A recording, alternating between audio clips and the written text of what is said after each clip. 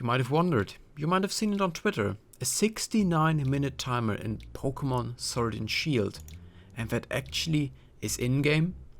You maybe couldn't believe your eyes when you saw it actually happening in a Wi-Fi battle. But that was just a mere demonstration. The goal today is to show you how you can do it yourself.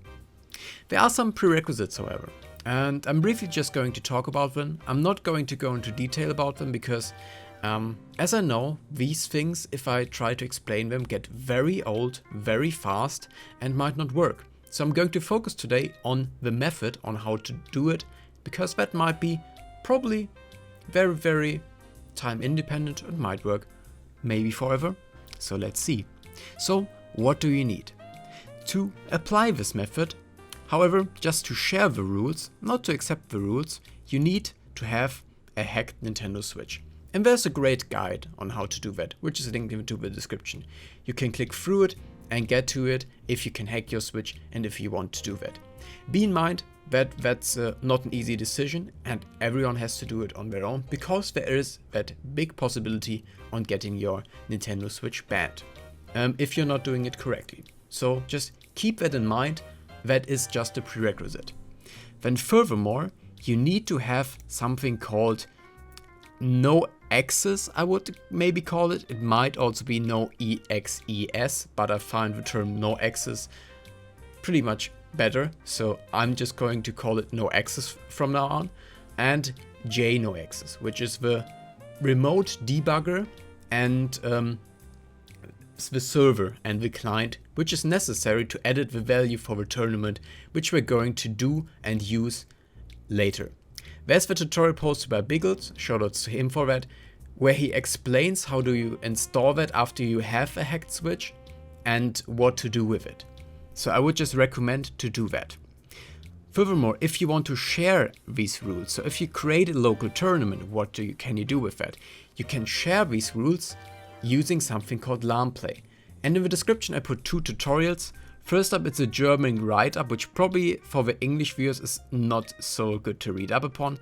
There's however also a tutorial by formerly known Aaron2420, however now she's called Olivia Summer, sorry for that, where she explains how to use Lan-Play and how to do that and how to share tournament rules in Pokémon Sword and Shield.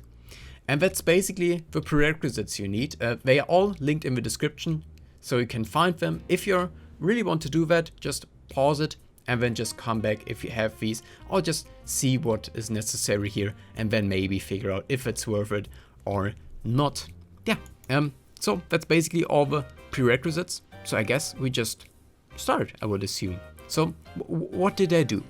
So I have a hacked Switch and I installed Noexes and started my Switch using Hexadecimal and started my Switch with Noexes so that I can use the remote debugger on my Switch.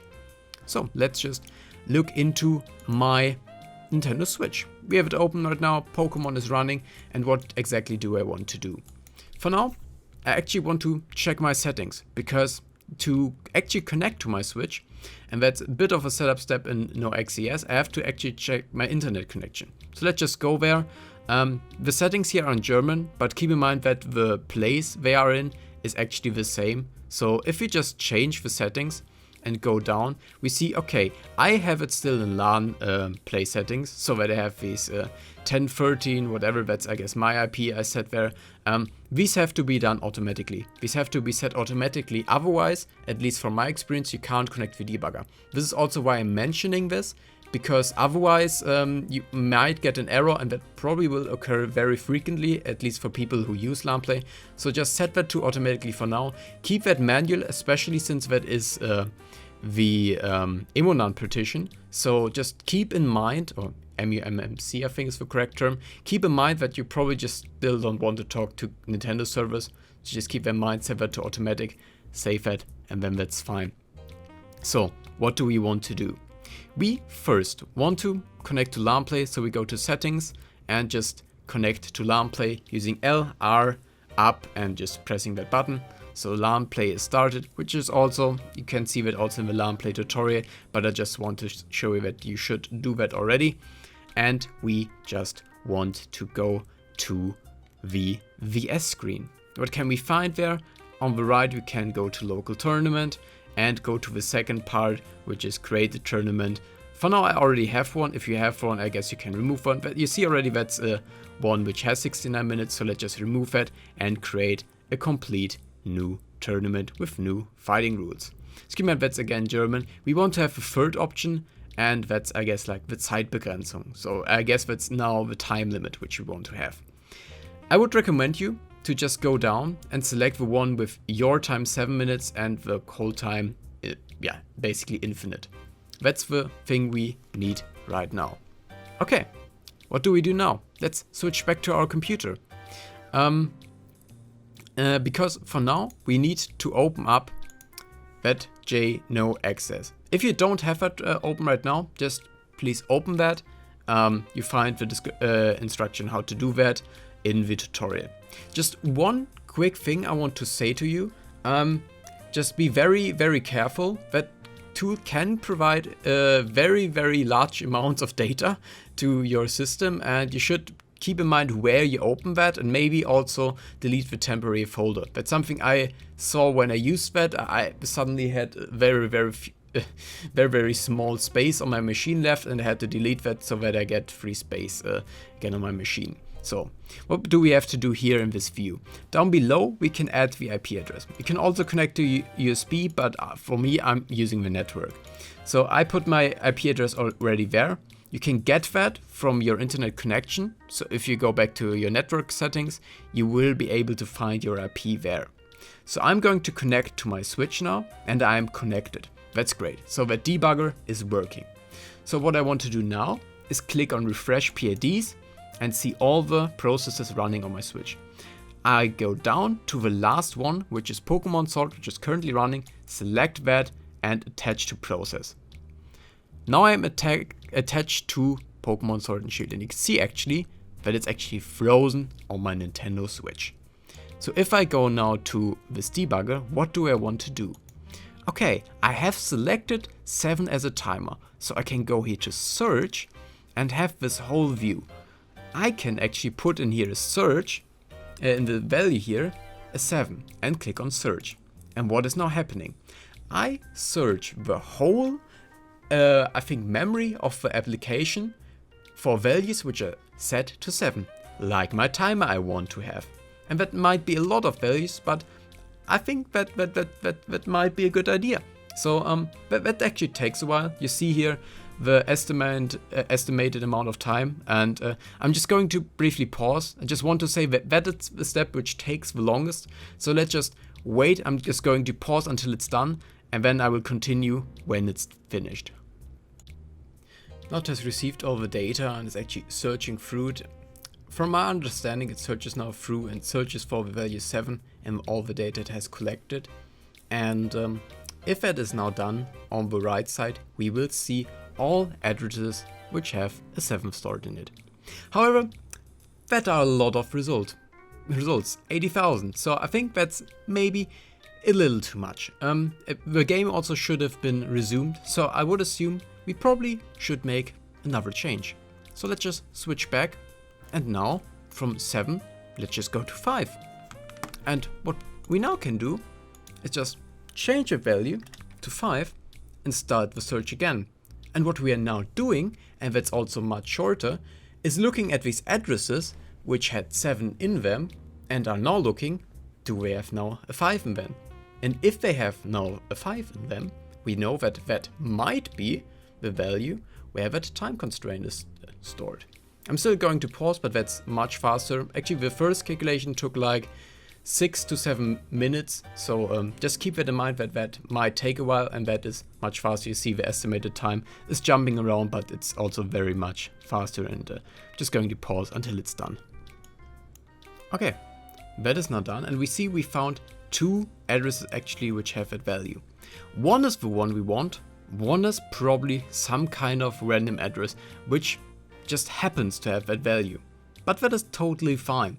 We can just put both of them to our watch list. So we select that, put watch list there, select that, put watch list there. And just one thing I wanted to clarify, we are searching here for hex values, not decimals. So, but we'll keep you keep that in mind. We have these two values, and if we just switch there to our switch, it's still not running, it's still blocked. One thing you should do then, if you want to keep it running, so don't panic, you can just click on resume, and as you can see, it's again running. So we have these two values, and you see already that one is changing. So we know that's not one we want, so we can just ignore that or click on remove. So we have the one value we want to change. So first we click on locked, and what do we want to change it to? This is a hex field, so if we increase it, you see that it goes to 0A and stuff like that. That's because it's not a normal decimal, it's a hex number. And what kind of number do we want? I provide a link also in the description to that converter. We probably want to have that nice number, 69 again, and you see that the hex number for it is 45. So let's just put 45 in here, and let's see just what happens.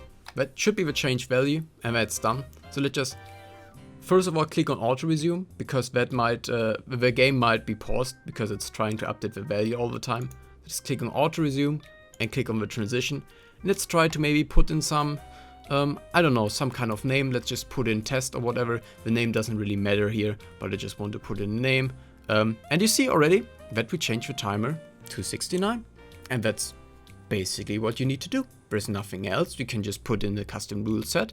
So let's just put in the other settings, the amount of battles, which probably can also be adjusted the same way, but just click on creating it, and it saves.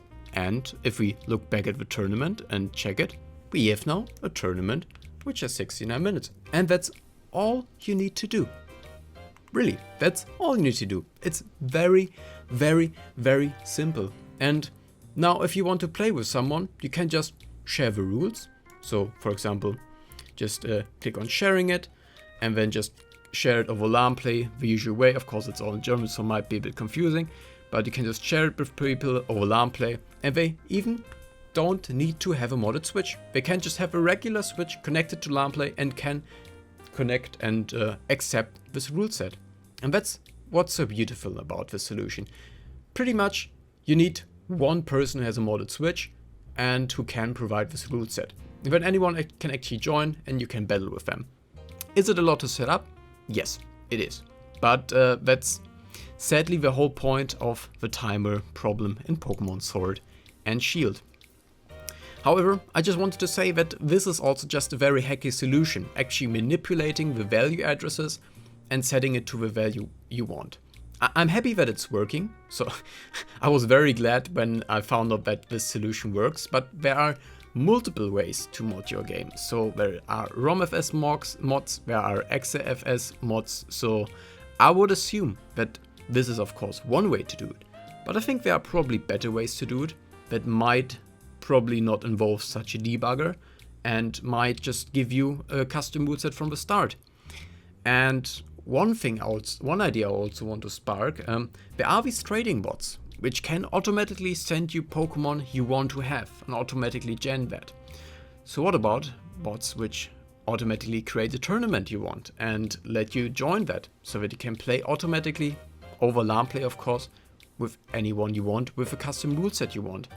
And I think these are things which are actually possible. And I think that's a very, very bright future we might be having if you're just looking into these things. And I think that's the beauty of it. And that's the beauty I want to also explore on this channel. I just brought forth this idea and hopefully set a stepping stone into the correct direction in which we can go with using better timers and better ways to battle. But I also want to cover it if there maybe are some other changes. So I would assume that people are going to come around creating a real mod, maybe are going to create a bot for it. Let's see, but I'm all here for it and I'm all here to cover it. I'm also here to maybe also cover some other things which I might have done in the past, which are not very known to the English community. And I'm very happy to share that. And I'm very excited for the future, because I think that is really a good thing, especially for draft leagues, which are a bit more organized, where someone can actually share these rules. And yeah, but that's it for now. I think the best thing you can make out of here is what you're going to do with it. I provided just a solution, and you are the person now who can use it and make some probably amazing battles and some amazing content with it. And that's sweet. Okay, that was it for me. I'm FLG, and I wish you good luck and goodbye.